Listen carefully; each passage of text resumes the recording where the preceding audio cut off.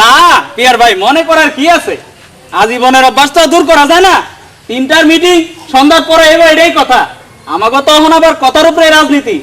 ঠিক আছে, ইলেকশনের আগে কই এক কথা, পাস করলে কই আরেক কথা। নেতা হনের আগে সালাম কালামের অভাব হয় না, নেতা বানাইয়া দিলে বিপদের শেষ নাই। এইটাই হলো কি আমার রাজনীতি। ঠিক আছে, আজে বাজে কথার দরকার নাই। লিডার আসার আগে আমরা আমাকে নমিনেশন ঠিক করে ফেলাইতে চাই। প্রথমেই নমিনেশনের ব্যাপারে কথা আসা দরকার। প্রার্থী তো ঠিকই আছে, আগে যেমন আছিল এখনো তেমন থাকবো।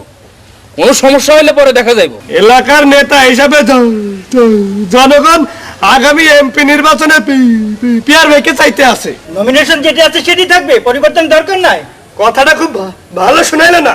আপনার মতো একজন শিক্ষিত যাদের নেতার মুখে এইসব কথা শোভা পায় না। নমিনেশনের ব্যাপারে যখন কথা উঠছে তখন একটা কিছু হওয়া দরকার। নমিনেশন ব্যাপারে কেউ কথা বলার এখতিয়ার রাখেন না।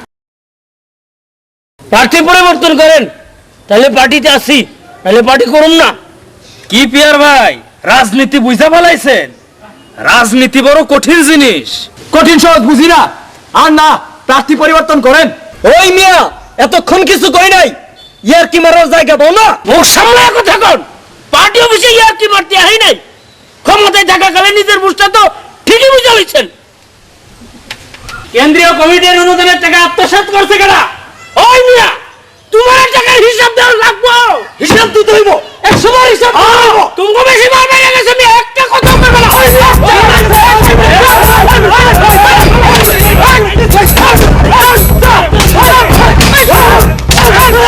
আপনারা ছি ছি ছি, আপনারা তো নিচে নামতে পারেন?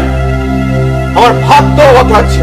কি করবো লিডার, আমাদের দলের মধ্যে ঠুকাঠুকি, গ্রুপিং, আর ওইদিকে সিরাজ তার দল গুটাচ্ছে। ওদের ন্যায় নীতি আর আদর্শের কাছে আমরা হেরে যাচ্ছি। ওদেরকে টাকা দিয়েও কিনা যাচ্ছে না। আপনি একটা সিদ্ধান্ত দিয়ে যান নমিনেশনের ব্যাপারে। ঠিক আছে, এবারে নির্বাচনে দলীয় ভাবে পিয়ার আলীকে নমিনেশন দেওয়া হলো।